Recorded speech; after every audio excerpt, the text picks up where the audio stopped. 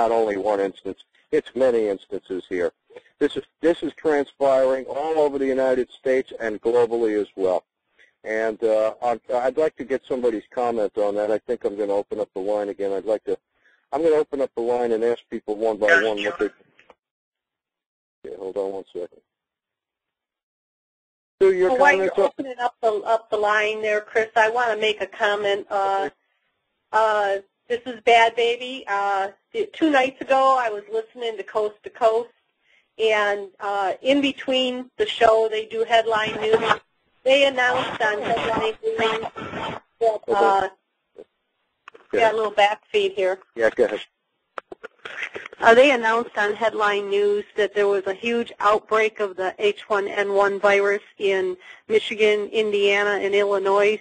Now, I live in Michigan, and I've been watching the news regularly, and there's I haven't heard of any huge outbreak, and my personal feelings on this is that they're announcing this as a scare tactic to get people afraid and to think that they're going to have to take this shot, which I've spoken with Dr. Betty Martini, and she has talked on Coast to Coast a few nights ago about the shot, says there's mercury in the shot and it is highly toxic. If pregnant women end up taking this shot, it will attack the fetus, and they will have children that are born with neurological problems. So I advise all listeners that I would be very, very cautious on taking any flu shots, and I'm sure Al can back me up on that one there.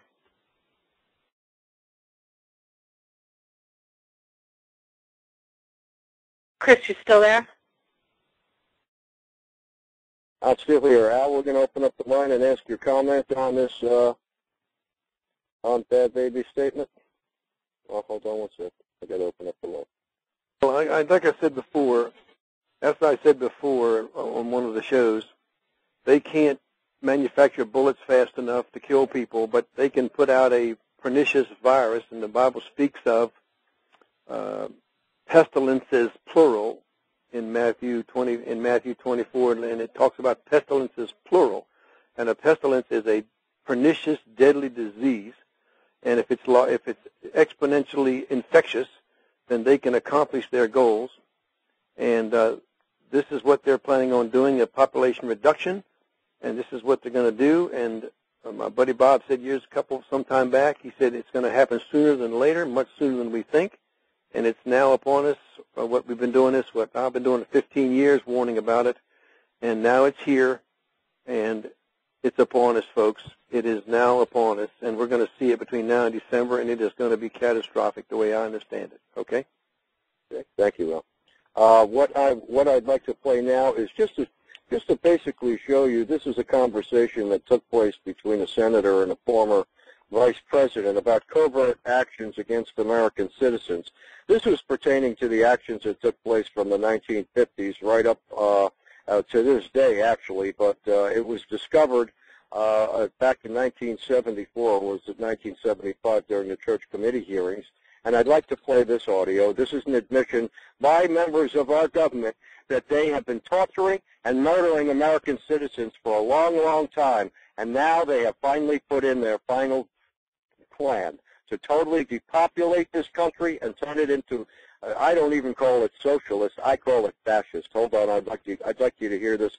For the non-believers, this is out of the horse's mouth. Thousands of people for investigation based upon no violation of the law. The fact that the United States government of America would call in 2 mafia people to help us eliminate some guy illegally by murder because we disagreed with him is the kind of thing we were confronted with almost across the board during this investigation. The major part of what we covered was activities against American citizens in this country. And it was very extensive and beyond what most people even realize today. Yes, I think we were all surprised by the magnitude and the depth of what we saw. If I can just say this, we need a strong FBI. We need a strong CIA and an NSA. We have enemies. We have to deal with them.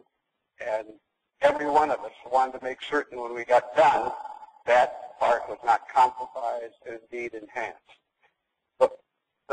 I was chairman of the domestic task force, and we were looking at agencies that dealt domestically, not just the FBI, but the Army and many other agencies that had become involved in one way or another.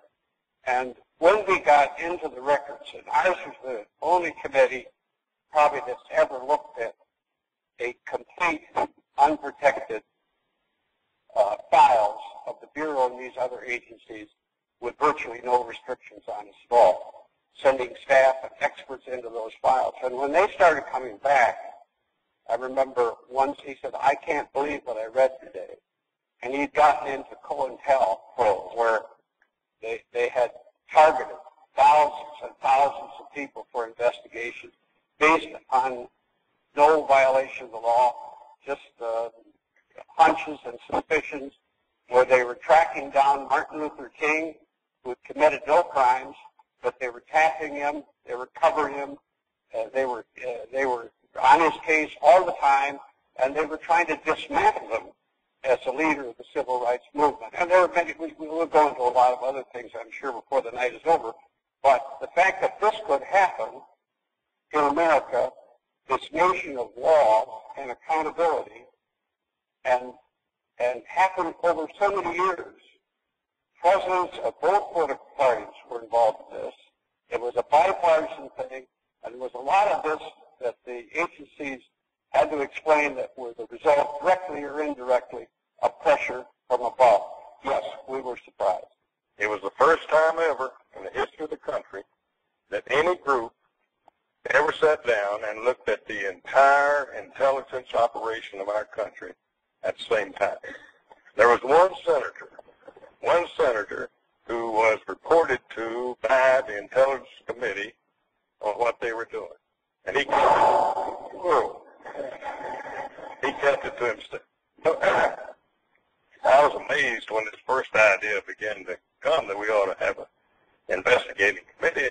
I talked to several of the veteran senators, and most of them said, "We don't want to know. I don't want to know what the CIA is doing. I don't know what our intelligence committee is doing." Well, that was fine until these revelations began to come.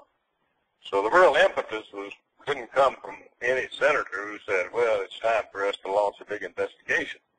It came after these stories appeared, and the people in the country began to wonder what is going on. Okay, let's stop that audio right there for a second and reiterate some of this.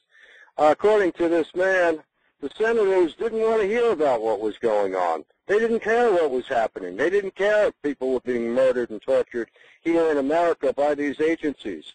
And they talk about accountability. There was no accountability. Not one person during the Church Committee hearings was prosecuted to the fullest extent of the law. And to this day, people are being murdered and tortured here in America by these same agencies and private agencies and corporations right now as we speak on this call. And not one person has been held accountable for these acts. So what that now tells us is, since the senators and the people have been notified by the Church Committee hearings, and by the way, the only reason why there were the Church Committee hearings was because someone managed to get documentation out of one of their offices and leaked it to the press that was not totally blacked out at that time, and it spread, and they got nervous. And that's why they opened up the investigation, to save face. And to this day, these activities still take place. Now I'll continue with this audio.